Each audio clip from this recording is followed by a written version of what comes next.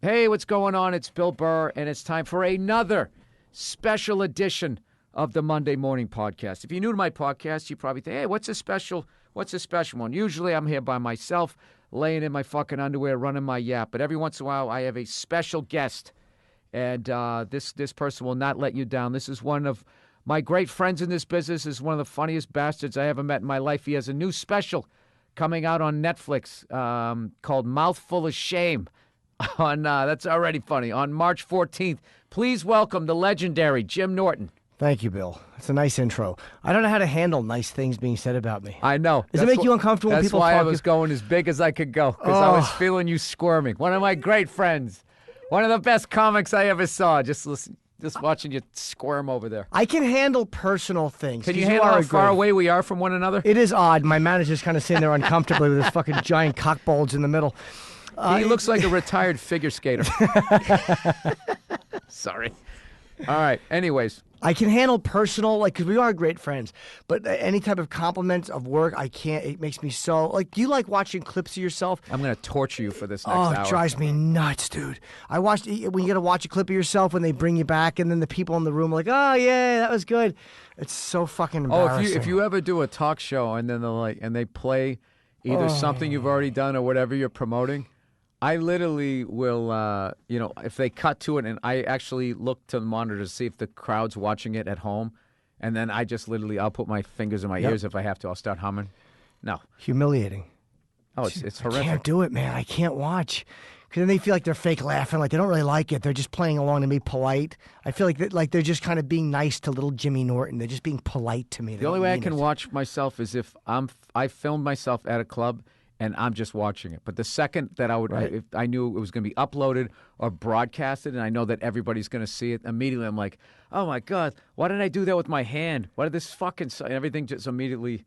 It's horrific. But having said that, I actually made sure in my last special that I sat through it. I sat through it a couple of times to make sure that at least I had the look of it right. Now, did you do that with your new special, Mouthful of Shame, that comes out on March 14th on Netflix? I'm going to hype the shit out of this. It's funny. Yeah, I did it obsessive. I've probably seen it about 60 times, but just in editing. I don't mind watching it to edit. I go point by point over both shows. I know exactly what I want from the Late Show, pull this from the early show. I'm really anal about it. That's good. That's good to have. Yeah, because I don't trust that anyone else. Netflix is easier because there's no commercials you have to worry about, and they don't give a shit if it's 56 minutes for promos. It can be an hour and 2, hour and 3. So I was very comfortable doing that. But like you said, as soon as somebody else is in the room, I want to hang myself. But I can do it alone all day because I know I'm doing it as it's still part of the work. But once it's done, I'm like, I can never watch it again. Oh, I walk out of the room. Yeah. Second other people are going to watch it. Oh, hey, can I see that thing you're in? Absolutely. And then they sit down and I close the door and walk out. Could you watch it with Nia? Could you watch it with someone you're really, really close to? If it's not like somebody you need to impress? Or I would have to be standing up. I would be standing up with my fucking hands on top of my head like that, is it good? Is it good? Does it suck? I'd be doing that the whole time. And she literally gets mad going, shut. She knows at this point, Nia knows to be like, she'll just come up and say, hey, I watched your special, it was good, or I watched this, it was good, and blah, blah, blah. And I go, okay, good. And will you start, if a part's coming up that you don't like, will you go, I hated the way I did this thing, right before it happens, because you don't want them to watch it and pretend to like it when you know it's not, it's fucking psychotic. I have that thought, but it comes out like this. I just go, ah! I just yell. It's just a noise. I just yell over it, and it will bother her. But I've also learned that, that you're going to think it's way, way worse than it fucking is. But don't you find the comedians who are so comfortable watching themselves suck? There's something wrong with that. They suck. Man. I can't be around anybody. A hack could literally watch a fucking marathon of their entire career and be, oh, yeah, I love that sport coat. I loved when I wore that. The way I rolled those sleeves up, I absolutely loved this one. It was a dog and cat thing. Oh, you're going to love this. You know who I've been on a loop, a tear, watching Robert Klein videos because we are having him coming in and he's one of my idols, and I'm watching Robert Klein from The Tonight Show in 81, 82, 83, watching him on 74 on Soul Train or whatever. He was fucking great, man. Yeah. Robert Klein is a guy that most people don't mention. No one talks about Robert Klein anymore as much. They'll mention Pryor and Carlin and Robert Klein is the most underrated guy, I think, to ever perform. Seinfeld always gives him a bunch of props and was talking how he was that. I think that was one of his guys. He liked Cosby and Robert Klein, I believe. Right. And I forget how he put it, but he was like sort of their age. Like when he was doing those things in the 70s and he was going to colleges, like he was like that age, part of that generation. So he was kind of theirs, Right. I think. Like Carlin was more of a 60s guy, even though he blew up in the 70s. I think people from that generation remember him. But it's weird how some people, despite their contributions, will kind of slip through the cracks like that. Right. I find with most people that are like that, they're not into self-promotion. So if you're not spoon-feeding it, like the amount of fucking journalists out there, if you just tell them, like I'm one of the edgiest guys on the scene, like what not? That's too straight. But if you're like the, I would always I don't know. I would equate it to Detroit that calls itself Hockey Town. Like they gave themselves a fucking nickname. Yeah. Like why are you Hockey Town? Wouldn't it at least be Montreal? Montreal Canadiens, they have the most fucking, championships. They got the fans will literally drive people out of town. I mean, why? Because you're that. Well, no one Michael Jackson, the king of pop. Not saying he wasn't good, but he kind of gave himself that, right. that nickname. But, a lot of hacks do that. And nobody thinks that somebody would be a big enough asshole to give themselves a nickname, so people just kind of go with it. Like, people must have called him the king of pop because nobody could be that fucking narcissistic to give himself the nickname the king of pop, but he probably did. And the press loves them because they write the story for him. That's why they'll love a Rex Ryan but hate Bill Belichick. Like, Belichick is smart enough to be like, you cunts are going to take any little thing that I say and turn it into bulletin board material. That's why he stands there going, they're good, and I think next week's going to be a tough game, and just taking it one week at a time. And then they want a guy like Rex Ryan going I'm going to win the Super Bowl. Yeah. And then they love him. I didn't come there to kiss the rings. I'm going to go in there. We're going to shove it right up their ass. And they're just like before he's done talking, their article is written. Yeah. Meanwhile, they go 4-12. Yeah.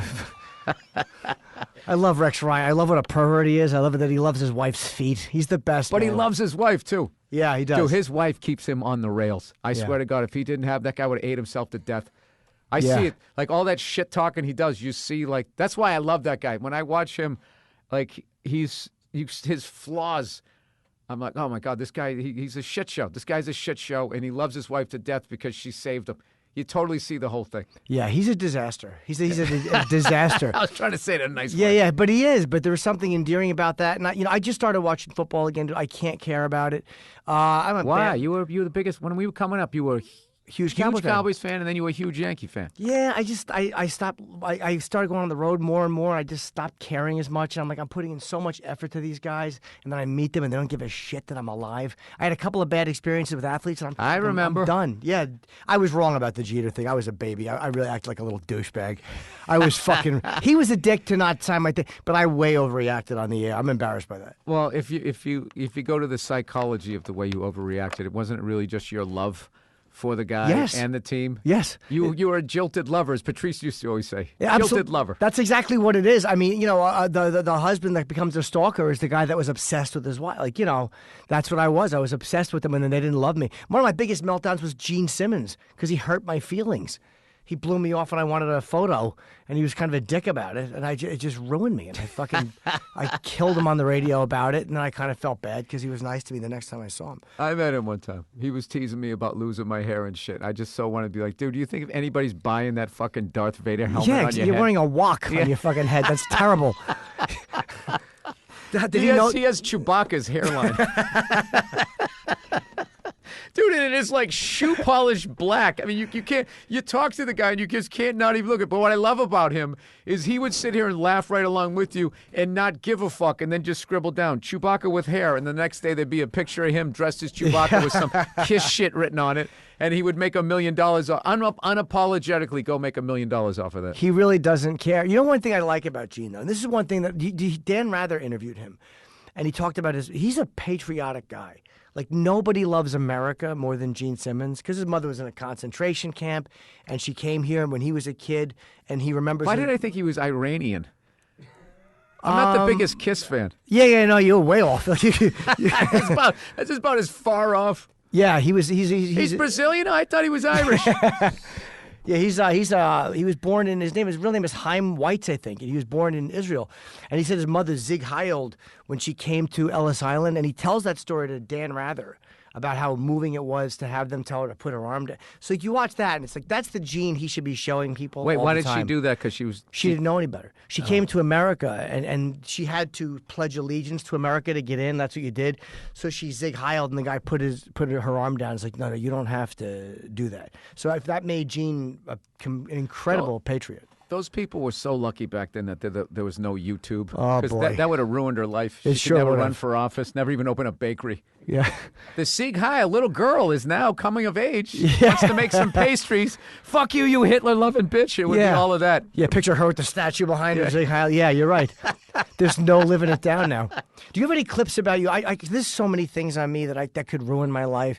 That I think that it's almost, there's so many that they can't at this point. Things I've said or, things I've admitted. Is there things in your life that you're like, fuck, I wish I didn't talk about that way back when because I didn't realize that it could someday haunt me? Or do you not care? Yeah, I mean, it's gonna it's inevitably gonna happen to everybody. They're gonna go like, "Oh, you said this in 2006." You'd be like, "Oh, did I?" Yeah. All right. Well, why don't you get in your time machine and have me apologize? The 2006 version of me. Yeah. Like, you know what a lot of it is I would equate it to the Eddie Murphy thing, where Eddie Murphy put out Delirious, and he did all that material about gay people, and everybody laughed and nobody said shit. I'm sure gay people didn't, but mainstream did not. And then when mainstream catches up and starts to learn that, oh, that's really, hurtful and blah, blah, blah, blah, blah, to gay, then all of a sudden everybody's just like, they talk about, oh, my God, they look the other way, blah, blah, when they talk about that part of the special, they act, it's like, well, where were you during that year? Right. I know you saw it and you sat there and laughed the same way I did. I didn't know that it was to that level. So I think you can do that with anybody. Well, I think what lets Eddie off the hook, especially with that type of material, is the whole, I was giving her a ride excuse for that special young lady. Boy, if that didn't make me love Eddie, nothing will. But like after that, you're like, all right, we get it. I don't know. Who knows? Good for him. Who knows? I don't get involved in people's personal lives. I don't give a fuck. I don't either. And not in a judgmental way. I love the fact when things about, let's say, any celebrity come out, they could or could not be true. It makes me like them more. Like, it makes me understand, like, yeah, this is a public persona. Like, I feel bad for there's one major actor in particular who male massage therapist said he was doing stuff. And I feel so bad for this guy. I'm like, he said, what a torture it is to live your life being afraid you're going to get caught. Or for being who you are, yes. Yeah. Stupid. Oh, Stupid. my God, that's got to be fucking It's going to affect how much horrible. money you make because of the... Yeah, it's all... a lot of that personal life shit, that kind of drove me away from ESPN. Because it used to just be the games and they'd show highlights and just seemed like a bunch of people, broadcasting that just love sports. But when they started to just keep like delving into these people's lives and trying to do like the controversy shit, I just, I don't know. I just kind of I got away from it after a while. That's why I love the sports packages. I just tape the games that I want to watch. I blow through the pregame. And I never watch any post-game analysis or anything. I just watch the fucking game. And that's it. And that's it. The Knicks recently, Hannibal Buress retweeted this thing where they did the first half with you went to the game and there wasn't a bunch of people running around shooting T-shirts at you every time there was a stoppage of play, not a bunch of music playing and all. I would have loved to have gone to that game. Yeah, it is distracting, and they think we need constant stimulation and constant noise. Like, no, we're at the game. I'm okay just watching the game. I'm okay if it's the third inning and it's 2-1 and there's one. I don't need. It's fucking manic. Stop it. Basketball is the worst. Basketball is the worst just because they run out into the court, and it could be like a really critical part of the game. 103. Timeout. There's like time for like one more shot. These fucking assholes. This guy comes out in a gorilla suit and shooting T-shirts at you and shit. And it's just it becomes like a Chuck E. Cheese. You're supposed to be teaching your kid the game here. Like, this is really important. And there's all these people with that extra excited look on their faces. They're holding the T-shirt up. I sit through all of that, hoping that I'm going to, nobody ever sits with me. But I have this is my little fucking dream, is that I'll sit and everyone else would just stare fucking daggers at them and they won't do it anymore. I don't give a fuck about a bunch of cunts smiling, jumping off of trampolines, dunking the ball. It's actually embarrassing to white people. Like, look how little we can jump. It's humiliating. We need this here. I saw that at a Suns game. I had a great time at the game, but that bullshit, they're like, here they come, the crazy trampoline fucking guys. And it's like fucking 9 white guys coming out there. We don't need gymnastics. Yeah, and there's nobody blocking them either. And there's mats if they fall. It's like a Nerf hoop, like taken to the next level. I'm sure someone's going to tweet me. Oh, actually, that's really hard, combining those sports. But whatever. I hate mascots. I think they're unnecessary and they're stupid and they child up the game. Like we interviewed the Philly Fanatic in 2001. I like the Philly Fanatic. Oh, he smells. Those uniforms stink. That's what I remember about being next to the Philly Fanatic. The stench. I'm sure they all smell like that, but they all smell. The dog days of August, man. That, you're out there wearing some fur fucking outfit. It's horrendous. And to me, they do nothing to make me enjoy the game. That's what I kind of always liked about, like, I hated the Mets because fucking Mr. Met and that big stupid car. I love the lack of imagination of that one. It's just a guy with a baseball for a head. Yeah, Mr. and then they name him after the team. It really is stupid. That really comes off as the first idea. What are you going to... how about Mr. Met? Good. He's got a baseball head. He's a guy, so we'll call him Mr. If we play during Valentine's Day, maybe we could have Mrs. Met. I actually love a mascot standing on a street corner, holding up a tax thing and doing a stupid dance when I'm sitting at a red light. It makes me laugh my fucking ass off. I don't know what it is. I think they should have them... mascots should be like in traffic. Like every 200 yards, there's just somebody doing a stupid dance just to entertain you. That's when I need entertainment. Not when I'm fucking at an entertainment thing. I don't need entertainment during the entertainment. In between the moments of entertainment, you don't need extra entertainment. And it's not even entertaining. Mascots are not entertaining. I never watched a mascot and like, oh, that was kind of funny or cute. It's insulting, and it's not necessary. I would say the Philly Freak, the San Diego Chicken. There's a couple of classic ones where they were actually funny. That's about it. I always feel bad for the... Do you like when they slide? When they run and they take the big slide? You're like, the little guy couldn't do it. No, I like when the Philly Freak will walk up and fuck with the umpires and mess with people on the other team and stuff like that. It's I don't know. Like that's one of the classic ones, but I forget the Red Sox... They tried to have one a long time ago. It was called the Fenway Freak, and he lasted like 7 games. People were just pelting him with shit. They hated him. Well, it was like the 70s. This is when you could actually go there and be a fucking alcoholic scaring children. And then they brought this guy out in a fucking, Muppet outfit, and he just got the Philly Freak. But now they have, this is so bad. Is this the Green Monster one? Yeah, and it's called Wally. Wally, right? Oh, it's like a pun. It's a mascot with a pun name. Yeah, pun for what the park is known for. Yeah, and then they sing Sweet Caroline during the 7th inning stretch. Just when I thought your YMCA horseshit at the Yankees game. Trust me, it's bad. But at least it was the grounds crew. They kind of looked like, all right, like they took this boring thing and made it entertaining a little bit. Like that was kind of interesting. To watch people still spell out YMCA was just that was always tough to watch. Yeah, I don't need to watch the grounds crew singing what was probably the gay anthem for the 70s. I don't need to see them fucking singing that every 7th inning.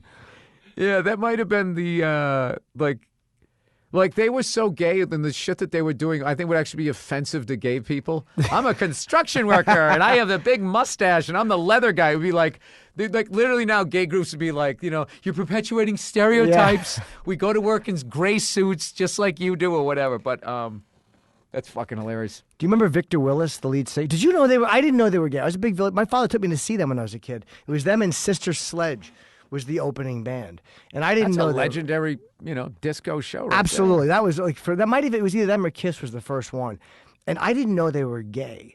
But I found out, I didn't know what the Village was, a Greenwich Village thing. I had no idea what any of that meant. I didn't either. I thought it was cool. That's the construction worker guy. Why is he a construction worker? Yeah, I didn't know. They're musicians. Yeah. Why isn't he just a bass player? Or the Indian, Felipe Rose. He's still my favorite. I thought he was awesome. I loved his headdress. I really did. I actually liked the one who looked like somebody who hit on Al Pacino in Cruising. Oh, Glenn Hughes.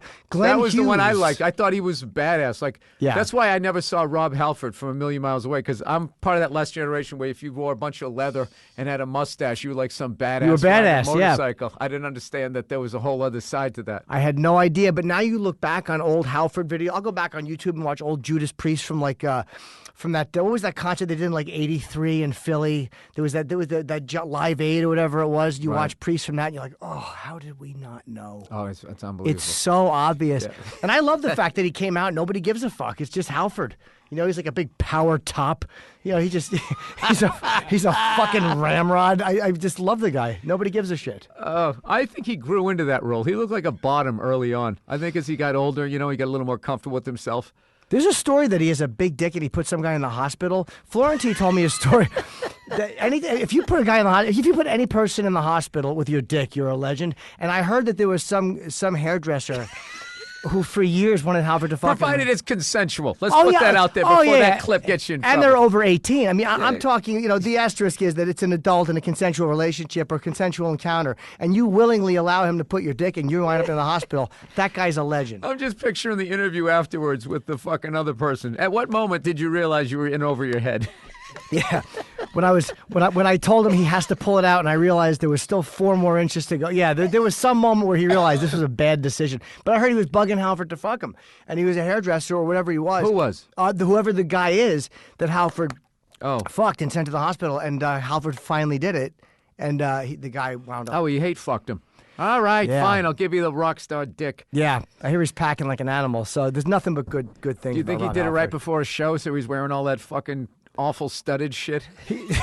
It's just the sound of you screaming and his fucking milky thighs rubbing together in those leather pants. I'm sorry, everybody. Sorry to paint that visual. He smells good, too. I interviewed him before a show one time. Me and this guy, Troy, from the show went to I guess it was the Garden or wherever they were the metal. He smells so fucking good.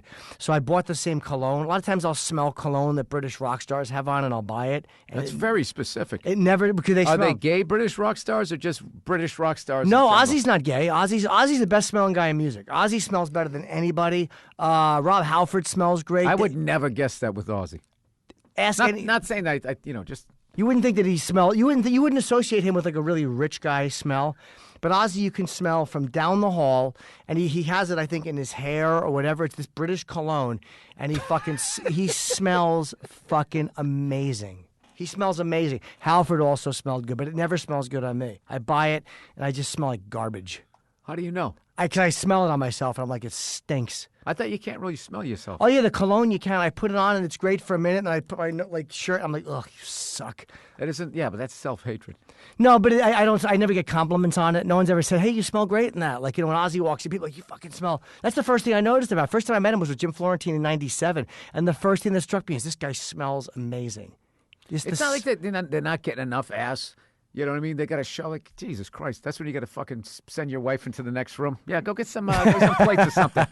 Dude, can you hose that shit off for you, please, so I can still be married at the end of this? How funny is it that he just, he had that whole thing with Sharon where he got caught having the affair. And he's not, I love the damage control Ozzy does in an interview. He's like, well, I'm in a fucking band, aren't I? Like, that's his reasoning. Like, what do you expect? I thought that was the greatest. That's something you say to your friends, though. You don't say that in an interview after you've been caught. I'm glad he fucking said that. I am too. If it doesn't get him divorced, I'm happy he said it. Look, the amount of fucking people that aren't in his position that can easily sit back, your fucking life is you're not in a band. You don't have all these women fucking throwing themselves at you. Like, what the fuck is he supposed to do? I know. But how do you're like a grounded guy. Like, I really mean that. Like, I look at you, you're married, you have a baby, and like you're. I fucking booze, Jim. That's what I do. I stay in the green room until everybody leaves, and I booze. Do you really? Yeah.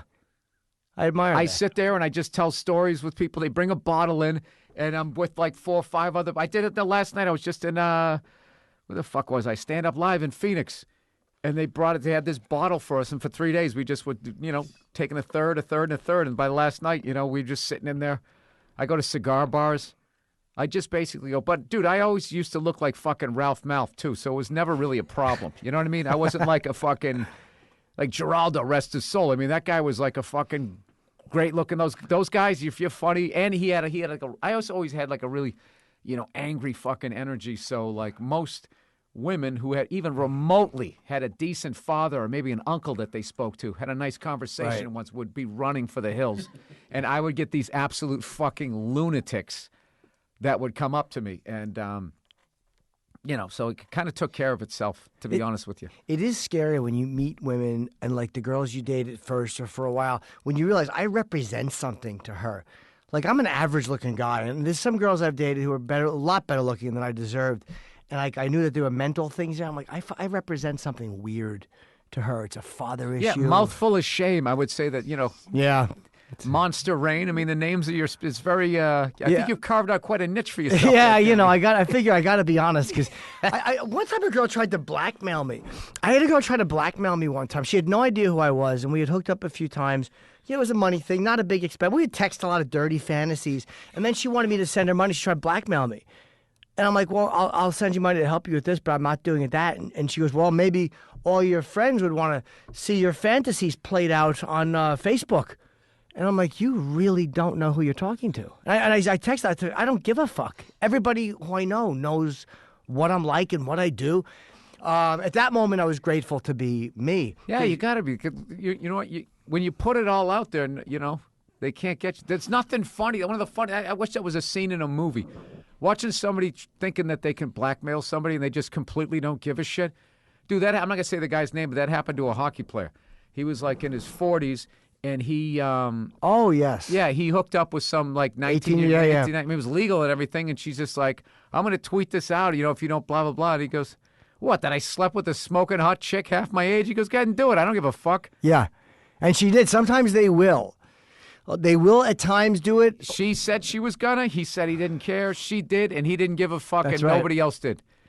Oh, my God. This guy did something illegal. Yeah. Like, she really didn't have like a leg to stand. Yeah, he did what we'd all love to do. Shame on him. Good for him.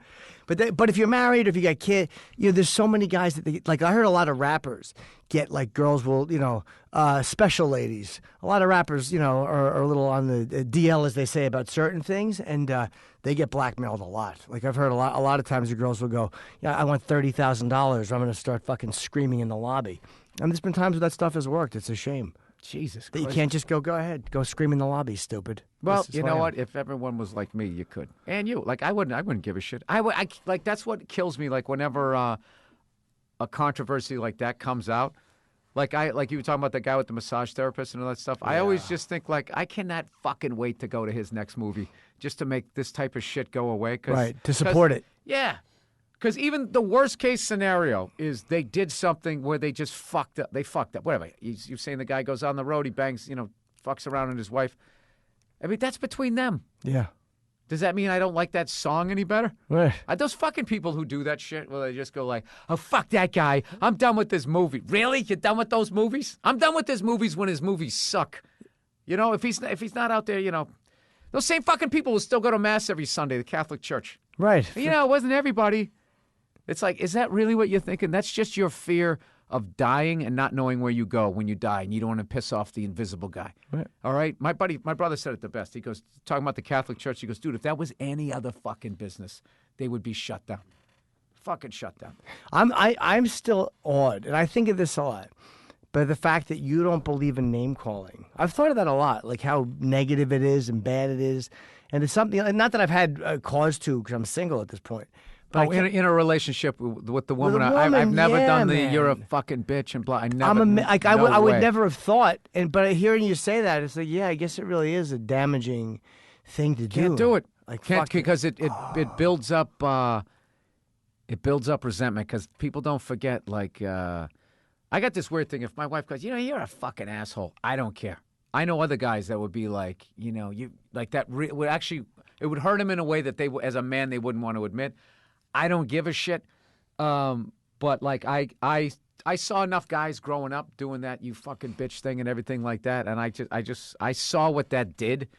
I was a little kid and just saw it. I just saw it. It didn't look, this big deep voice yelling at right. It just was not. It just I don't know. So I just made a vow. It was just one of those things. I was like, you know what, I'm not doing that. But then there was other stupid behavior that I guess I didn't recognize then. Then I repeated that. But that was the one that I didn't do. So what do you do if she calls you an asshole? Do you talk about what she's doing as opposed I go, to oh, real mature.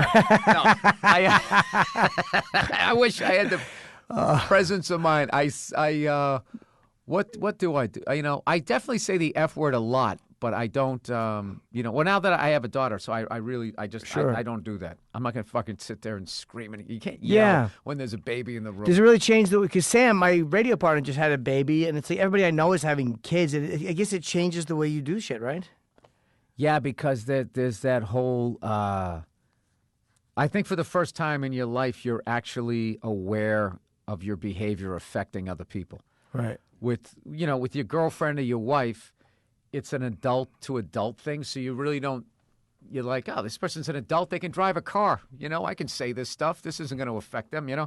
But it's when you have the kid and everything, and it's just like, that this could actually affect who they marry. Right. Yeah. That literally, if I do what if I flip out right now and I consistently do this could literally drive my daughter to a trailer park someday. Right. And be one thing if I was just completely oblivious, then I could just sit at a bar and go, she's a fucking loser.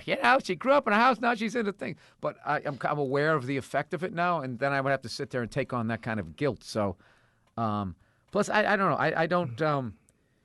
Just growing up, there was a lot of just the era when I grew up, like every authority person was just so not approachable. And as I said this, and this is what it is, and you shut the fuck up. And it was that just, that's kind of what stoked the whole fire in me, I think.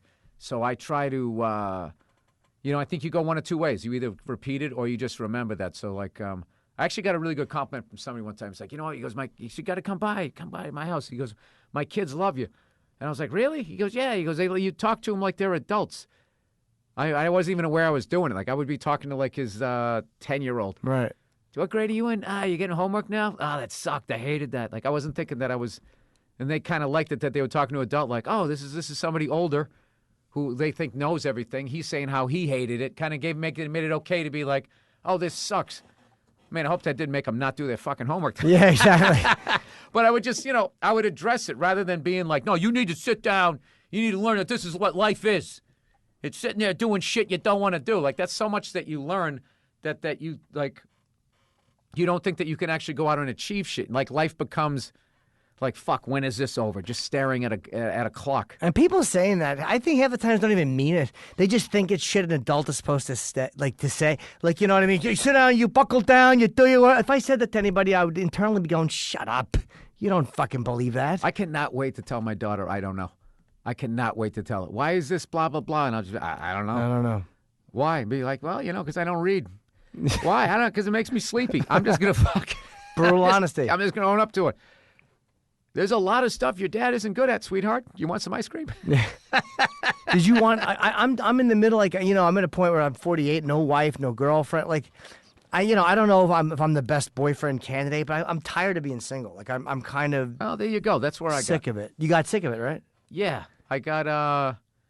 No, you know what I did was I just looked at like what I was doing, and then after like I used to joke about that on stage. After like the 90th fucking person that doesn't go well, and there's only so long you're like, oh, these chicks are fucking psychos. Yeah. And after a while, it's like, what am I doing? Dude, I chase them away in text. I've had some I've dated literally I lose people in text message. I'm so like, I want to either talk dirty or I just want to keep pushing the envelope, and the next thing you know, they stop talking to me. So I know I'm doing something wrong. It's not them. They didn't all talk it over. I'm just creeping them out on some level. I don't know why that just reminded me of this.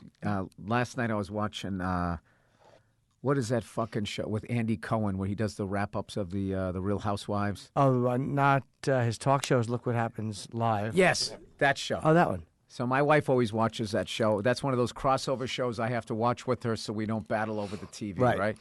So I'm watching it. It was Jennifer Lopez and, oh, Jesus Christ, it just went blank on us. Ray Liotta. Dude, Ray Liotta was fucking hilarious. He just answers. He doesn't give a shit. No, he doesn't. He just answered everything straight up. They were like, what? So for cocaine, like in Goodfellas, like, what did they use? And he was like, cocaine. He just was saying that. And they would be like, who's the most, they played this thing, you can plead the fifth. And he never pleaded the fifth. What'd they ask him? They asked him like, who's the worst kisser of anybody? He said, you've been with this person, but that's this person. And, Andy's doing all the things. So who was the worst kisser? Like this was going to be the thing. He goes, well, I don't think I kissed any of them. And he goes, well, then who would you guess? And he goes, oh, Sigourney Weaver. He just said it. They go, who's the worst actor, most overrated actor of the 90s? And he goes, most overrated? He goes, I'd probably say Clint Eastwood. And then somebody mumbled, blah, blah, blah, blah, blah, over his shoulder. He turns around, he goes, I don't give a shit. It's just like, I fucking love this guy. He is kind of untouchable at this point. He is Ray Liotta. He gets, No, but it was real. It wasn't a comic trying to be dangerous. He literally goes, I don't give a shit. I don't give a shit. I don't give a shit. I'm Ray Liotta. And by the way, this is who I am. I don't give a shit. What a brilliant game that is. Plead the fifth on one of these three questions. Because then what it would do, it would then passes it over to you, and then you got to, and it's all this, he did all these squirming questions. Like he was asking like Jennifer Lopez, okay, when you've been proposed to 5 times. Who did you say no to? And she's a nice person, doesn't want to say it. And Ray Liotta was just sitting there going, just plead the fifth. I'll answer something. Like he just completely didn't give a shit. Oh, is there 2 of them together? Yeah, because they're on that cop show together.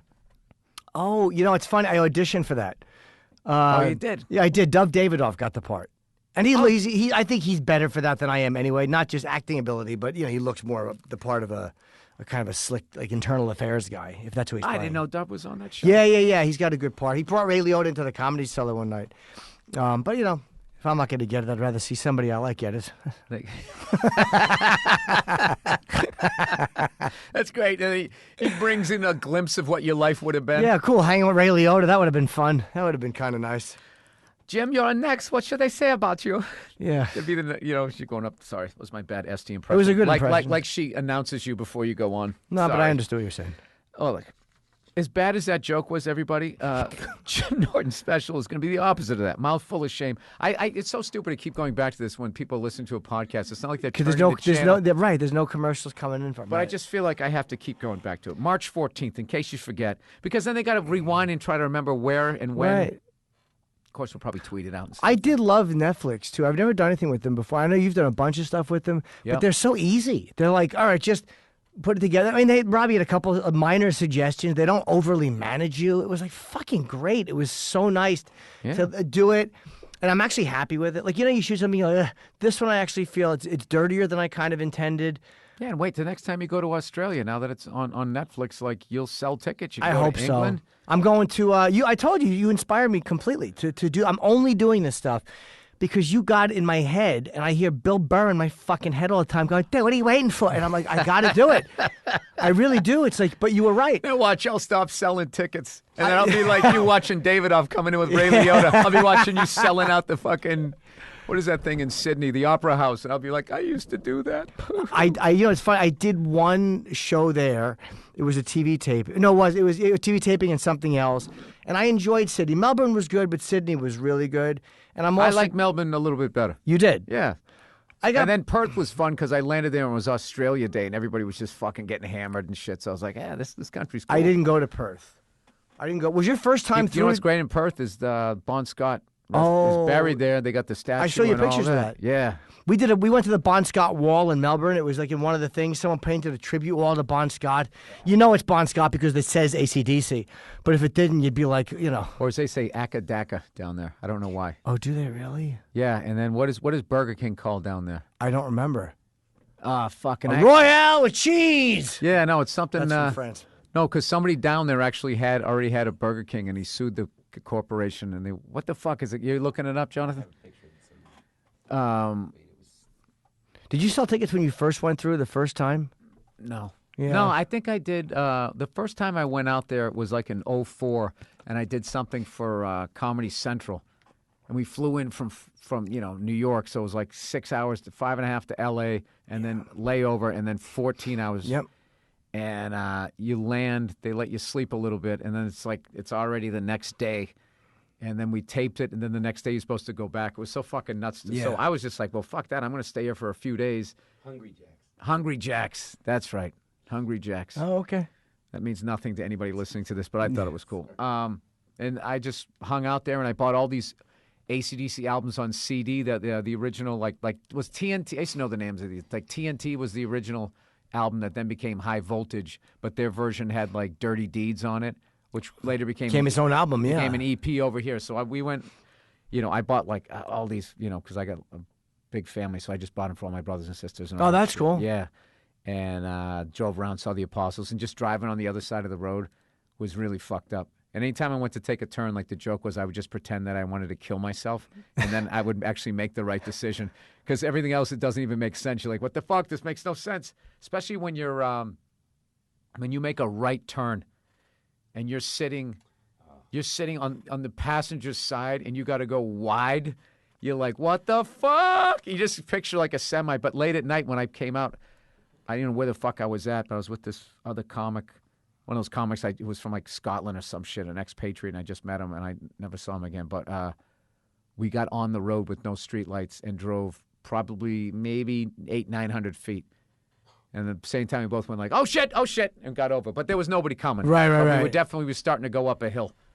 So yeah, I'm sure people get a car service when you're out there, Jimmy. That's what I'm trying to say. We Ubered when I was there. I mean, Uber's there. It was great. But I'm also going to Norway, and I think I'm doing something in Scandinavia. And I've never been to any of these places. I'm doing all of them. That whole run through Oslo, Helsinki, and Stockholm, dude, it's the best. But those are just places that, you know, as an American, to actually go there, I mean, I think you got to be like, you're either in the Illuminati or you're like a downhill skier or some shit. Because other than that, you're not going to go there. It's just not on our radar to go there. Right. And they're beautiful countries, and the people are great, man. Do you fly in and out the city? Because I have sleep apnea, and I take Dramamine to fly. Like I came this morning from Portland, so I'm very loopy and I'm tired. And you just do a show that night and then fly out the next morning. I can't. There was I'm panicking about that. What I do is I turn it into like a paid vacation. So what I do is I fly over there. And I either do the tour, and then I meet my wife afterwards, or other times I've done it like just because of our schedules that work out. Like, all right, let's do the vacation first, and then not only will I be rested, I'll be that's things to talk about too, acclimated to the time and that type of thing. So I've done both, but there's all I build a lot of shit around sporting events and stuff. Like what I wanted to go to this year. I don't think it's going to work out though, but I was going to go to that.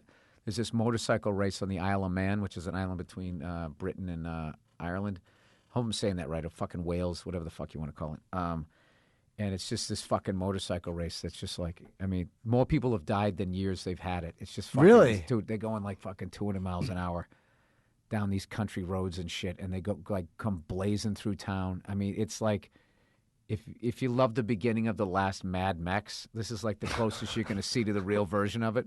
I mean, dude, these guys are fucking lunatics. Like, they're going so fast, and these little ass country roads, and there's like stone walls and shit and trees. Like, you're dead. And pedestrians are getting killed once in a while too. I'm sure. I'm surprised that so many people stand so close. That my only nervousness about it is, how can I get high up enough to see a little bit more of it? Right.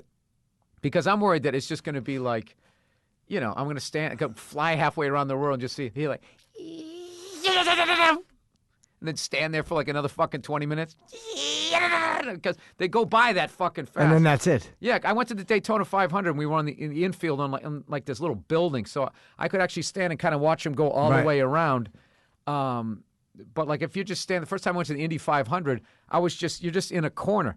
And it just becomes this drinking game, and everybody's bet on like 4 different cars, and you just pray to God there's going to be an accident or some shit in front of you. Right, just something interesting. Yeah, and it's actually really amazing the first time you see it, and you actually hear this tires skid like a real accident. You're like, oh yeah, I guess it is a car. For some reason, I never thought it would sound like that. But the thing is, they're going so fast is they'll hit the wall in front of you, and then the debris they fly down the track. You've seen the accidents? Yeah, I saw a guy hit a wall in front of me one time. But it's like, he hits it in front of you, and by the time your brain reacts to what that is, he's already a quarter mile away.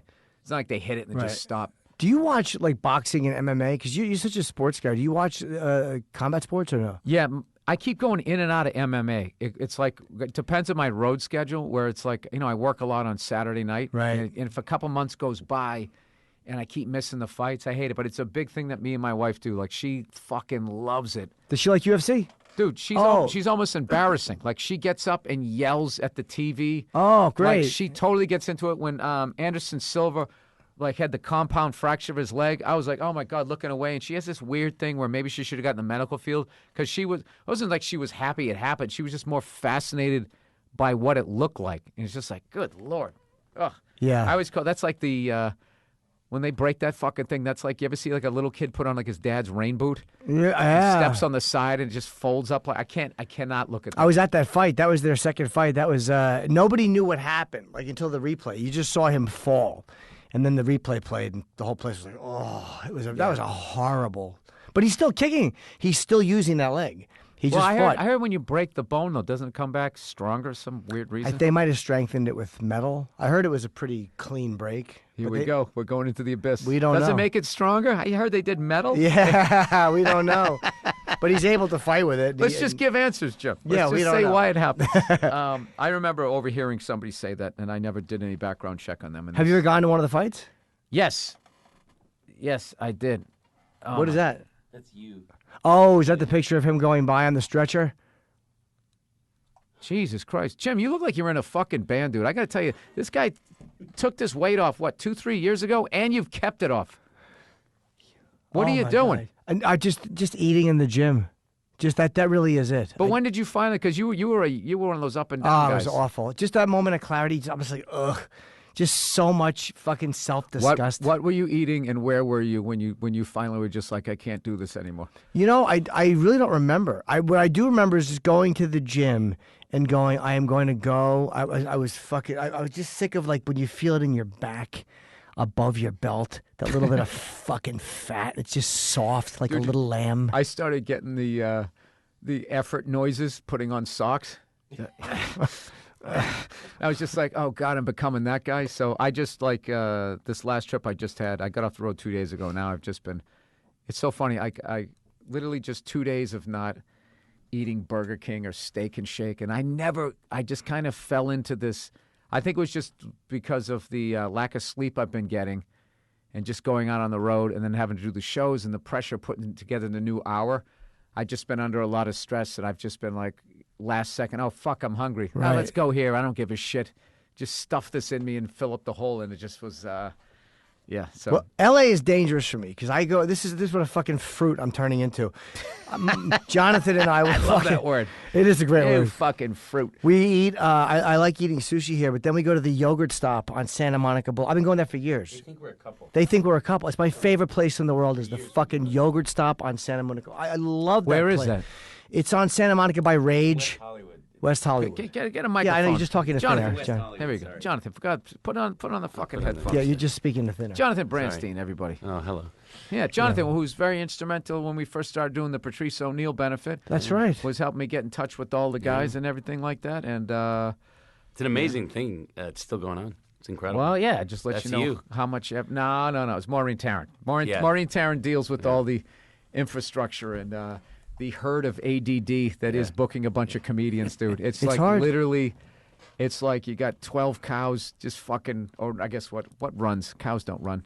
You got 10 Bulls. things. You got 10 fucking things that run. They're all Thank- going a different direction. 10 things that run, all going in different directions. There you go. But February 21st, that normally when it is, right?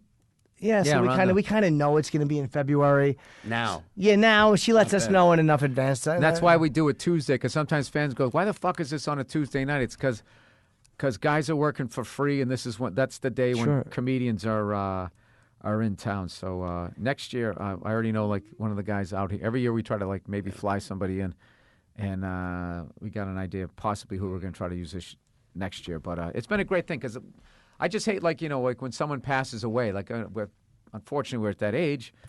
And where you have that one-time benefit, you're like, okay, here's your sack of cash. Good luck for the next Right. 40 years. And it's, he was taking care of those people. So it's definitely been a great thing. So, but And the thing about us, and I think of this too this year, is that it's the 5th annual one. I've officially done this 4 more times than Patrice would have done it for me. dude, this year I think might have been. This year I thought was the perfect combination of a great mix of people. The ball breaking was on a whole other Yeah. fucking level. And then when Leslie Jones told that Patrice story, oh my God, it was just fucking. Oh, dude, the shit that you said. When To Keith and yeah. Robinson. Keith unfortunately suffered a mild stroke. Was it coming up on 2 years ago? Was it? No, I would say less than a year ago. Yeah, year ago. Yeah. And he's, of course, now he's doing like some of his funniest shit or whatever. So Jim, when he outroed him, he goes, "Keep it going for Keith Robinson. He should have had a stroke 15 years ago." The place fucking dies laughing. And then your other one was like, what's funny is even after a stroke, Keith is easier to understand than Rich Voss. Yeah. And that was it. I don't know how you followed it with the rest of your jokes, but People like the attacks on each other. That's always a that crowd shit. favorite. You had one where you said, I think Colin came after you, and you said he's here. He's has to be back at Men's Warehouse soon because he was wearing a suit that night, and it was just God. What about Voss's awful hat this year? Oh. And Pete Davidson kept telling him the truth, going, it looks awful. I'm like, Pete, that's not how this game works. Yeah. You tell him it looks good, and you wait till he goes out on stage. Yeah, you don't try to discourage him. You wait until he's on, and then you fucking attack him in front of the entire theater. Pete Davidson was another one. That's the first time we had him, and he came out and he was trashing Voss's hat. I think they actually making fun of us as the old guys. I think that. But then Voss leveled him. Oh, Voss, because Pete talks about his dad dying on 9/11, and Voss said the one good thing is that Pete's dad didn't have to see him in that blouse, and he said he would have thrown himself in another fire. Oh yeah, that fucking my god, that terrible sweater he had, artsy Golden Girls sweater he was fucking wearing. Yeah, that was really bad. It was really, really shitty. I wanted to make fun of it, but I knew why I didn't like it. I'm like, you're on a TV show. You're fucking good-looking young guy, and if you dress slightly effeminate, it's like you're not getting enough pussy. So I knew that's why I was going to come at him. I was like, I can't come at him. You knew the intention was wrong. Yeah, I knew that I was just an old man getting jealous. Now, I had DeRosa just showed up in that, then I would have. I mean, the sweater by itself should have been burned. It was brutal. It was bad. But you knew the reasons for attacking it would have been more. Yeah. It's like one of those fucking guys. Remember those all those people that Madonna used to fuck in Soho in New York City? Those young Latin guys. Those Jelly artists, Bean Benitez. Those artists. Yeah, he looked like he fucking, when he dies, his artwork was going to be worth something. Yeah, like a young, I can't remember. Basquiat. Yeah. The young guy of AIDS. That's all I'm thinking of. Yeah, I don't like any of those guys because it always makes me feel foolish because everybody looks at their shit like it's fucking amazing. And like one of the, I don't know, like the two ways when I always know that I'm a dope is when I try to read out loud. That and when I go to a museum, because I mean, you want to just talk about flatlining emotionally, and it means not, dude. When I went to Paris, I went into the Louvre. I could not get out of there fast enough. I was like literally almost shouting at people, like, "Where is it? Where is the fucking? Where's the Mona Lisa?" So I can look at it and get the fuck out of here. And you get out of there, and there's all these people just creating like a ledge with their other hand and then fucking holding their chin with the other one. And I peered over like it was the presidential motorcade driving by. A quick look. That was it. Did it move you? You didn't give a fuck. The only thing that was cool is it's been recreated so many times to be like, that's the actual one. That's it, yeah. And, dude, I saw the Sistine Chapel. I couldn't believe how fucking small it was. I think the guy was dogging it. I mean, it's saying it took him that fucking long. Dude, you walked in. I literally was like, this is it. And somebody went, shh, shh, like shushed me. I'll tell you what would be awe-inspiring. They recently dug up Christ's tomb in the church, and they had to do something. Wait a minute. They know where he's buried? They know where the supposed tomb of Christ. They do know. Yes, it's the supposed that's tomb. That's fucking Al Capone's vault. It probably is. Like the Shroud of Turin. It probably is bullshit. But I mean, it is in Catholicism. They do kind of revere it. It's somewhere in Jerusalem, I guess. But these guys had to go down, and they were doing some kind of maintenance work on it, which they had to be done on the lid over the tomb. But I'm like, that would probably get me like, oof, this is a pretty important place. But the art museums do nothing for me. I did see the Washington Cross and the Delaware painting. It's fucking massive. It's probably the size of this room. And I was in the Metropolitan Museum. That was kind of, or was it the... Well, I would rather look at that shit than something like abstract.